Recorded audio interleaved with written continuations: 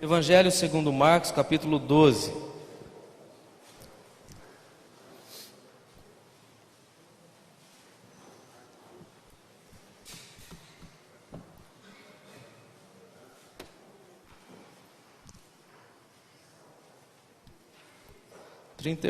Doze e 38.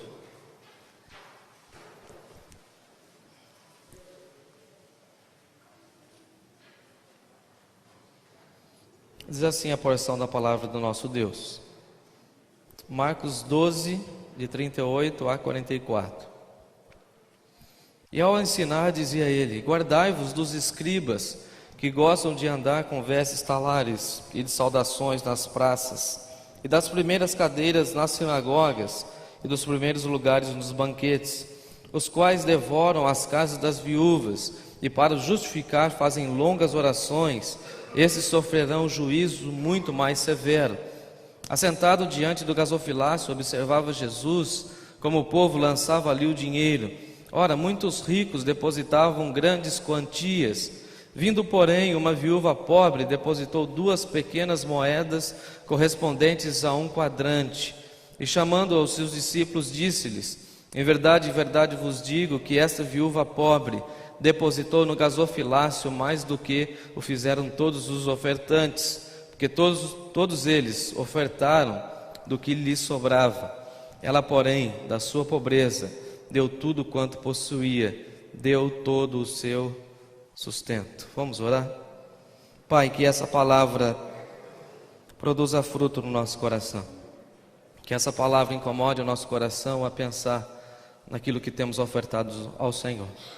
Oramos agradecidos por essa porção da Tua palavra. Fazemos isso em nome de Jesus. Amém. O Evangelho de Marcos começa lá no capítulo 1, com uma grande pergunta: quem é o Filho de Deus? Quem é então o Filho de Deus? E durante todo o Evangelho de Marcos, o próprio evangelista vai tentando mostrar para os seus leitores quem é de fato Jesus, o Filho de Deus, e qual é a sua missão, qual é o seu papel como Filho de Deus. Então Marcos vai em todo o seu Evangelho, isso é uma chave para você interpretar todo o Evangelho de Marcos, ele vai explicando quem é Jesus e como Jesus atua no seio da sociedade, como Jesus invade a sociedade e como Jesus se manifesta sendo assim o Filho de Deus. E esse Filho de Deus, ele também invade as estruturas sociológicas e também religiosas da época. Jesus, como um bom judeu, ele vai ao templo, e ele vai ao templo com 12 anos, a gente já viu isso lá no Evangelho segundo Lucas. Ele está no templo dialogando com os escribas, com os fariseus. Com 12 anos ele já estava lendo a lei, a Torá, diante dos doutores da lei. E aqui mais uma vez Marcos vai tentar explicar para nós quem é Jesus. E para mim, Jesus aqui nessa passagem é aquele que conhece as nossas motivações, é aquele que sabe tudo aquilo que vai no nosso coração. Jesus é aquele que conhece todos os nossos sentimentos. É aquela velha história que alguns crentes do passado diziam, mamãe também dizia: você pode esconder tudo de todos, mas você não pode esconder as coisas de Deus.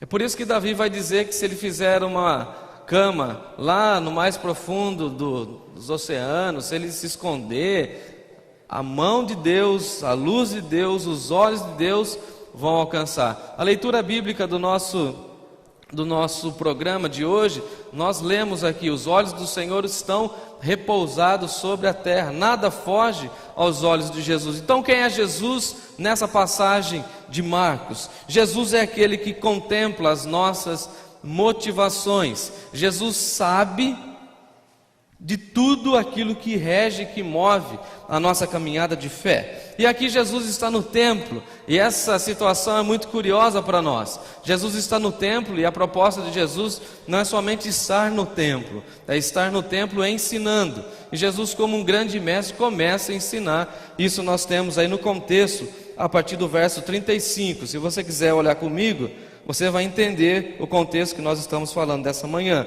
Jesus ensinando no templo. Então Jesus estava no templo e toda a proposta de Jesus era ensino. E o primeiro ensino é que ele vai falar que ele é filho de Davi. Isso para nós já está muito sedimentado. Eu quero trabalhar com a viúva pobre, mas o contexto é, a primeira pergunta de Jesus é: quem é então o filho de Davi? E o próprio Senhor Jesus vai dizer que ele mesmo é da descendência de Davi, cumprindo-se então as escrituras do Antigo Testamento. E depois ele vai censurar os escribas, que eram as pessoas que tinham o poder de escrever a lei, que ficavam ali traduzindo e reeditando a lei. E ele vai condenar, ele vai criticar severamente os escribas, e juntamente com os escribas, os fariseus, porque eles tinham uma espiritualidade muito folclórica.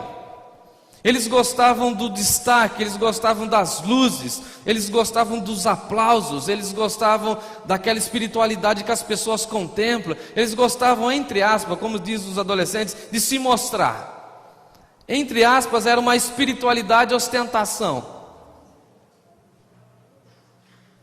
É aqueles camaradas que batiam no peito e falavam assim: eu sou crente, eu consigo dar grandes ofertas, eu tenho roupas diferentes para estar no templo.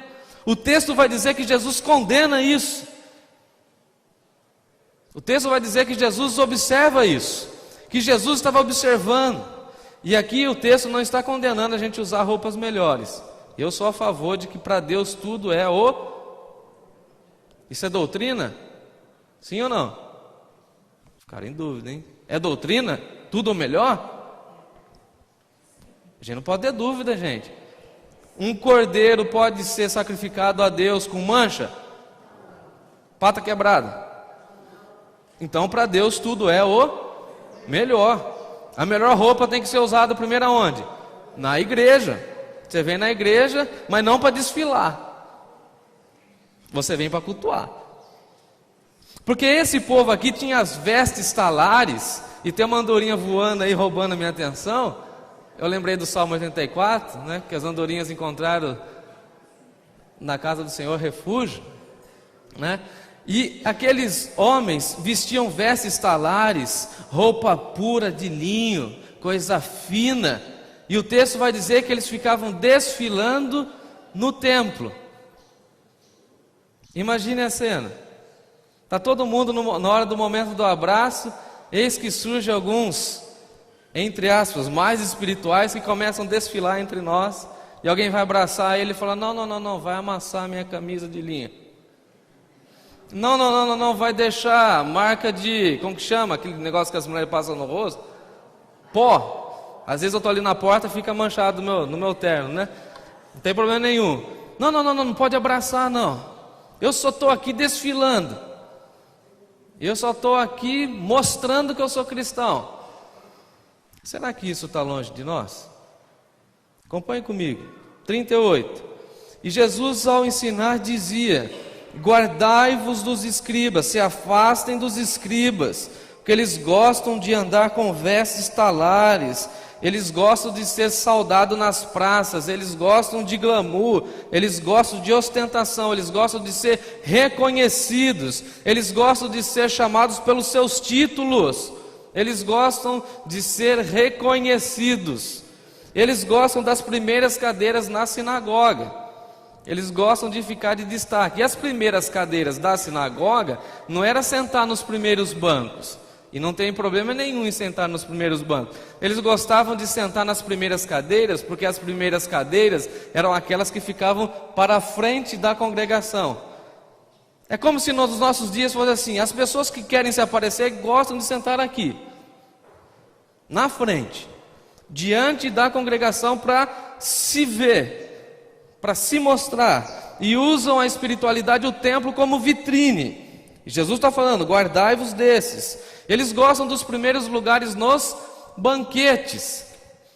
A turma fazia as festas, e os escribas e os fariseus, que nós pensamos que seriam espirituais, eles gostavam de sentar perto do anfitrião somente para receber as coisas que iam passar.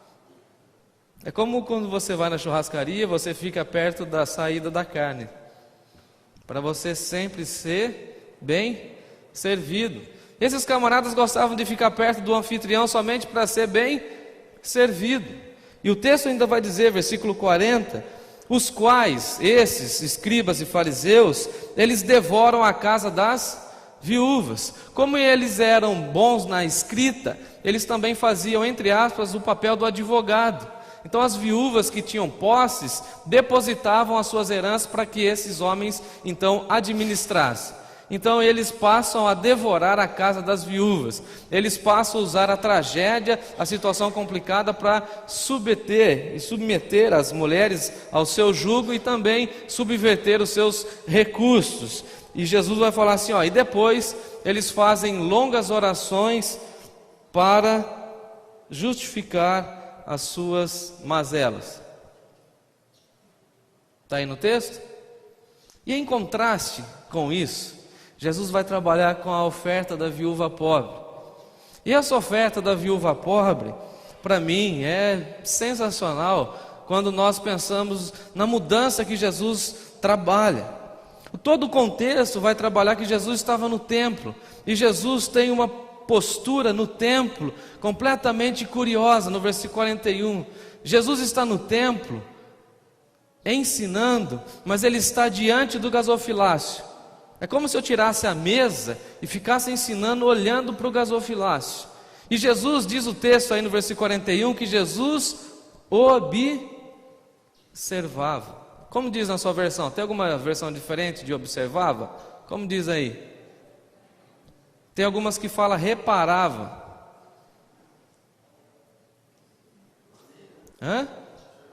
Observava a maneira.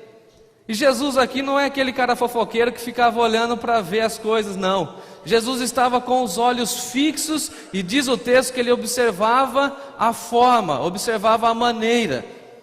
Repare que Jesus não está vendo os valores nesse momento. Jesus está diante do gasofilácio e ele está vendo a forma como as pessoas estão ofertando. E é muito lindo para nós, principalmente quando eu fico aqui na frente, observando a forma como as pessoas entregam seus dízimos e suas ofertas. Porque a forma vai revelar o que está no coração da pessoa. E como diz Jesus, pelo semblante da pessoa a gente conhece se ela está dando de coração ou não. Uma coisa é você trazer a sua oferta e entregar ao Senhor com a cara fechada, amarrada, sisuda, quase que reclamando e falando assim, será que não pode ser 8%? Tem igreja aí em São Paulo que tem, aqui o dízimo é 8%, se é dízimo não sei o que é, né? Está lá 8%. Mas é muito lindo ver as crianças e alguns casais que vêm com suas esposas assim, com a mão juntada e vem ali e coloca o dízimo. Ou irmãos que vêm assim com um sorriso aberto e vêm assim colocando a oferta com alegria. O apóstolo Paulo depois vai trabalhar com esse contexto, vai falar que nós temos que entregar as nossas ofertas com alegria. E muitas vezes entregamos as nossas ofertas com peso, como se fosse um tributo, uma obrigação. E Jesus está observando a forma como as pessoas estão colocando. Jesus está observando a motivação das pessoas. E Jesus está observando as pessoas colocarem ali o dinheiro. Eu fico imaginando Jesus olhando para nós no momento do ofertório. Jesus sabe por que você está entregando. Uma vez eu escandalizei alguém quando me perguntou, pastor, então eu tenho que pagar o dízimo? Eu falei, não paga não, deixa quieto, prega não, a igreja não precisa do seu dinheiro não. Aí saiu falando que o pastor falou que a igreja não precisava do dinheiro dela, não precisa do seu dinheiro não. Pagar? Dízimo? Oferta? Que isso? Você tem que dar de coração. Se você não der de coração, você só entregou dinheiro. E repare como Jesus trabalha com isso. Para Jesus, aqueles que mais deram financeiramente só deram dinheiro. Eles ofertaram ao Senhor? Não. Eles deram dinheiro para a igreja. A oferta foi da mulher. E detalhe, da mulher viúva. Detalhe, viúva pobre, que não tinha nada e deu do tudo que tinha. Deu todo o seu sustento. Os ricos, disse Jesus, dava do que sobrava. Dava daquilo que estava esbanjando e não tiravam de tudo. A viúva, E diz o texto que ela era viúva pobre, e essa junção no grego viúva pobre significa ela não tinha nenhuma herança. Quando Jesus fala de viúvas, só viúvas, e depois o apóstolo Paulo vai trabalhar com viúvas no Novo Testamento, são viúvas que tinham condições financeiras, que tinham herança para administrar a vida. Essa viúva, segundo Jesus, é uma viúva pobre, ou seja, ela era desprovida de qualquer sustento, ela não tinha INSS, porque naquela época não tinha, ela não tinha Bolsa Família, ela não tinha a primeira igreja batista de Bauru para entregar uma cesta básica, ela não tinha medicamento, ela não tinha sustento, ela não tinha nada, absolutamente nada, e ela entrega do nada tudo aquilo que ela tem, e ela é louvada por Jesus. Ela entrega tudo, tudo. Acompanhe comigo 41. Assentado diante do gasofilácio, observava Jesus como o povo lançava ali o dinheiro. Ora, muitos ricos depositavam grandes quantias, e os ricos depositando grandes quantias, era assim, como naquele contexto as notas eram quase raras, eram todas moedas. Agora você imagina, por exemplo, eu aqui com uma moedinha, se fosse o cara, ó, quem entregou esse aqui, benção, Lar Batista vai gostar. Eu chego aqui com duas, tá todo mundo ofertando, eu chego com duas moedinhas de 1 centavo, coloco aqui. Tlac, tlac, rapidinho, né? Se eu fosse um cara ricão, eu vou entregar, sei lá, R$1.000 só de oferta. Tudo moeda de 1. Era isso que Jesus está falando. Eles são ricos, e por ser ricos, eles ficavam ali manipulando o gasofilácio. Moedinha por moedinha. Vamos imaginar R$1.000 com moedinha de R$1. Demora, gente? E essa viuvinha pobre lá atrás da fila. E tinha uns 15, vamos falar assim, desses caras aí que tinha muita grana. Depositando. E está lá a viuvinha pobrezinha, judiação. Na fila, esperando o momento dela. Ela chega, não tem muito para colocar, ela coloca 2 moedinhas. E o texto vai dizer que ela coloca 2 moedas, e essas 2 moedas significam um quadrante. Deixa eu voltar aqui, me perdi. É que eu marquei. 2 moedas significava 60, ela precisava de 64 moedas, como essa, como ela entregou 2, ela precisava de mais 62 moedas para obter 1 denário, que significava 1 dia de trabalho.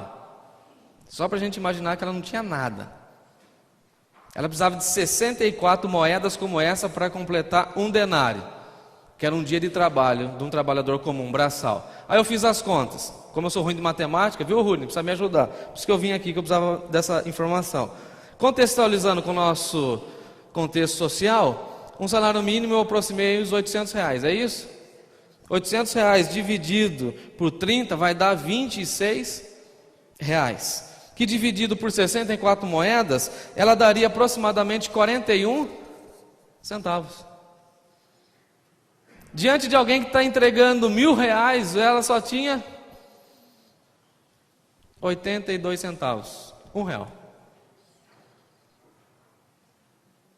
E alguém com muito mau gosto olharia e falaria assim, mas só R$1? Você só tem R$1? E eu me recordo muito da minha infância, quando nós íamos para a EBD e nós não tínhamos condições de ofertar, e alguém me disse isso, e aquilo machucou profundamente. Não sei se os irmãos é daquela época, quando nós, na classe da EBD, com aquela revistinha da Juerp crescendo, a professora passava a cadernetinha, a gente colocava moedinha assim no meio, lembra? Os batistas faziam muito isso, colocava a ofertinha assim, ela juntava, aí fazia lá o relatório, depois tinha que apresentar diante da igreja o relatório. Aí teve um dia que ela olhou para mim e ela falou assim, a mocinha que fazia a relatoria da classe: mas Jefferson, você, e falou o nome dos meus amigos, né, que nós éramos em 3, vocês nunca têm nada para ofertar? Aí eu virei para ela e falei assim: é que vocês moram na Zona Sul, né? A gente lá na Zona Norte, a gente é pobre, a gente não tem nada. Cheguei lá para minha mãe, né? Salva-vidas da minha vida foi minha mãe. Mãe, a moça falou lá que eu não tenho nem R$1 lá para entregar lá no ofertório lá. Todo mundo oferta, eu não tenho nada, como que eu faço? Todo mundo vai entregar lá a campanha de missões, lá eu tenho que ficar sentado no banco, a gente não tem recurso, como que a gente faz, mãe? Aí minha mãe leu para mim esse texto e falou assim: a sua oração vai ser assim: Deus, eu sou um envelope em branco, eu não tenho nada, mas tudo que eu tenho eu dou. Ah, eu esperei a próxima EBD, hein? Ah, esperei, hein? Sou vingativo não, mas esperei, hein? A Natália sabe o que eu estou falando. Depois ela quis namorar comigo, depois que eu fui consagrado pastor, eu falei: sai fora, sai fora.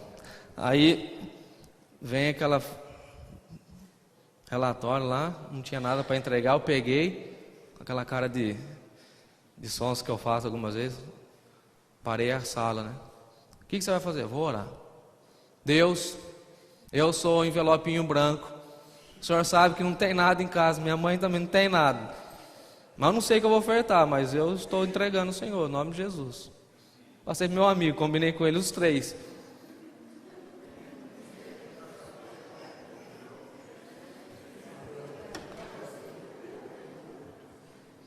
Porque Jesus não está preocupado com a quantia, Jesus está preocupado com a intenção. Não adianta você entregar um dízimo de R$10.000 se o seu coração não está entregando 10 mil, porque aquela mulher entregou tudo. Ela não reteve para completar com 62, para completar 1 denário para poder comprar comida. Ela entregou tudo. E disse Jesus que quem não é fiel no pouco também não vai ser fiel no muito. E muita gente fala assim: eu vou dar dízimo quando eu estiver ganhando bem. Você não vai dar se você não conseguir tirar do pouco que você ganha. Isso é oferta ao Senhor, e isso é culto.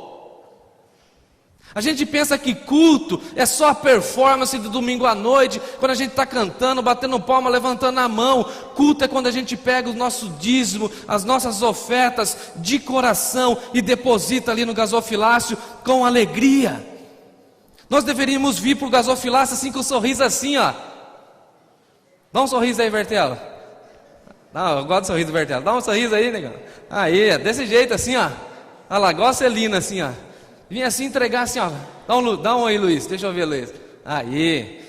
Leonor, deixa eu ver, Leonor, um sorrisão. Rogério da Silvânia. Rogério é sério, olha lá. Tem que vir entregar com alegria. Por isso que para mim, o momento de entrega de dízimos e ofertas é aquele momento que a gente chega ali e abraça todo mundo. Se você é membro da igreja e tem filhos, se você é pai, uma boa lição é essa: separe algumas moedinhas e entregue para o seu filho, ensine ele a vir aqui à frente entregar. E no dia que ele não tiver nada para entregar, ensina ele que ele é um envelopinho em branco. E eu continuo sendo um envelopinho branco. E nessa semana, esse envelopinho branco, que não tinha nada para oferecer, foi parar lá no Ariri, lá em Cananéia. Não tinha muito dinheiro para deixar com aquele povo, mas eu lembrei muito daquela passagem de Atos: não tem ouro nem prata, mas a esperança que eu tenho em Jesus, isso eu dou de coração. E Jesus dá uma aula VIP, ele chama seus discípulos. Repare, Jesus não expõe a mulher, Jesus não fala nada da mulher, não usa ela como ilustração. Jesus chama os seus discípulos, olha lá no versículo 43, chamando os seus discípulos, ele chama eles para uma aula VIP, é uma aula particular, ele chama só os discípulos, e ele vai falar assim, em verdade vos digo, que esta viúva pobre depositou no gasofilácio mais do que fizeram todos os ofertantes. E ele só fala isso para os seus discípulos. Olha, essa mulher foi mais especial do que todos os outros. Por quê? Versículo 44. Porque todos eles ofertaram do que lhes sobrava. Ela, porém, da sua pobreza, deu tudo o que possuía, deu todo o seu sustento. Oferta ao Senhor é entrega, é devoção, é culto.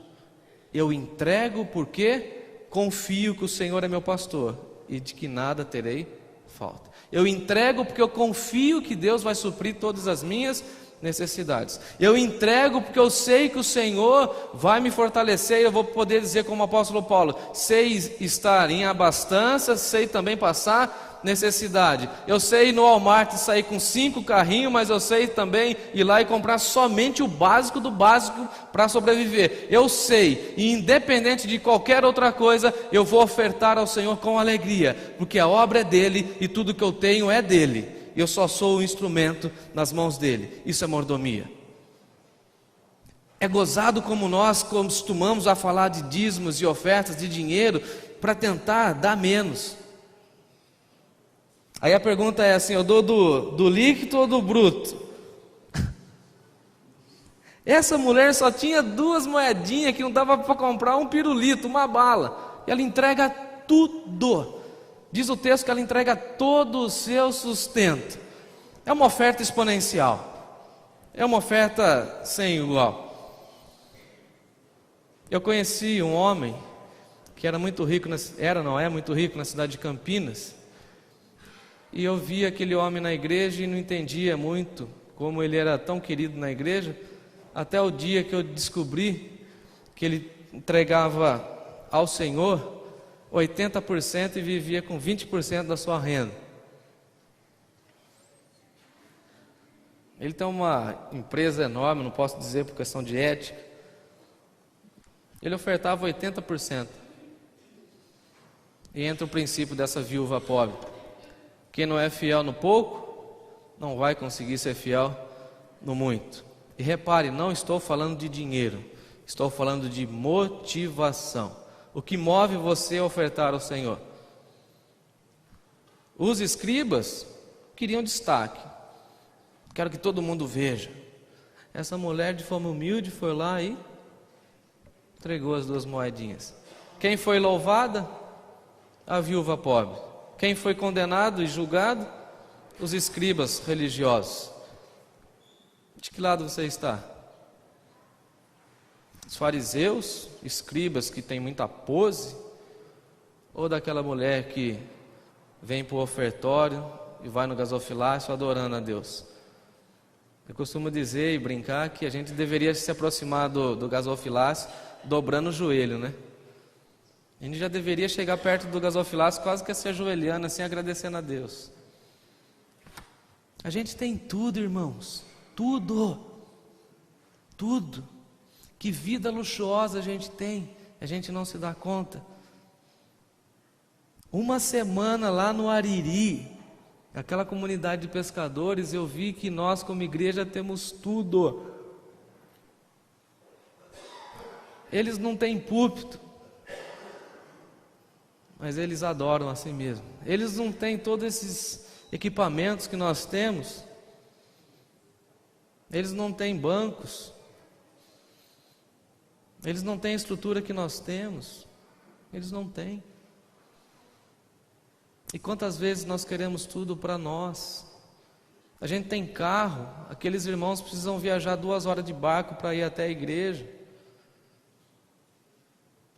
A gente tem ciúme das coisas que nós temos, e Jesus vai mudando tudo isso através dessa viúva pobre. Nós nem somos membros daquela igreja, e quem foi comigo pode concordar comigo. Nós chegamos lá, eles entregaram a igreja para nós. Eles nunca nos viram, aqueles irmãos. Quando nós chegamos lá, eles abriram a porta da igreja, entregaram a chave da igreja em nossas mãos e falaram assim para nós: é isso, Fernando? Vocês vão cuidar da igreja durante a semana. As panelas estão lá, os mantimentos estão lá, as coisas estão lá. Ninguém foi vigiar o que a gente fazia na cozinha, porque aqueles irmãos entregaram tudo aquilo que eles tinham, e tudo aquilo que eles tinham estava à disposição do reino de Deus. Uma das coisas mais lindas da viagem, eu já saí da viúva pobre, né? Mas vou tentar voltar, vou tentar linkar com a viúva pobre. Nós estávamos sempre jantando, nós íamos para as ilhas e voltávamos sempre lá à tardezinha até tomar banho. O Christian e a Géia fazer o nosso lanche, a nossa janta, colocávamos a mesa, ficávamos dentro do templo comendo. E a porta ficava entreaberta, a porta do templo, E ficava aquele povão lá fora, conversando, a gente via. Ninguém entrava no templo enquanto nós estávamos comendo. Ninguém. E a igreja é deles, não nós. Quando nós levantávamos para a cozinha, para arrumar as coisas, para começar as atividades 7h30, 8h, aí o povo entrava. Eles não entravam. Simplesmente eles tiraram 2 salas de funcionamento da EBD e fizeram o quarto masculino e feminino para nos abrigar. Entregaram tudo o que tinha. Isso é oferta, isso é adoração. Isso a gente aprende com a viúva pobre. Nós temos tudo, e tudo em abundância. E aquilo que temos em abundância poderia ser melhor utilizado se nós usássemos tudo isso como oferta ao Senhor. Vamos ofertar ao Senhor não somente moedas, dinheiros, vamos ofertar ao Senhor o nosso tempo, vamos ofertar o nosso dom, vamos ofertar a nossa saúde, vamos ofertar o que temos, o carro, tudo que temos. Tudo. Isso a gente aprende com essa viúva pobre. E a lição de Jesus é: ela deu mais do que todos os outros. Ela deu mais porque ela deu do tudo que ela tinha. Que o Senhor assim nos abençoe.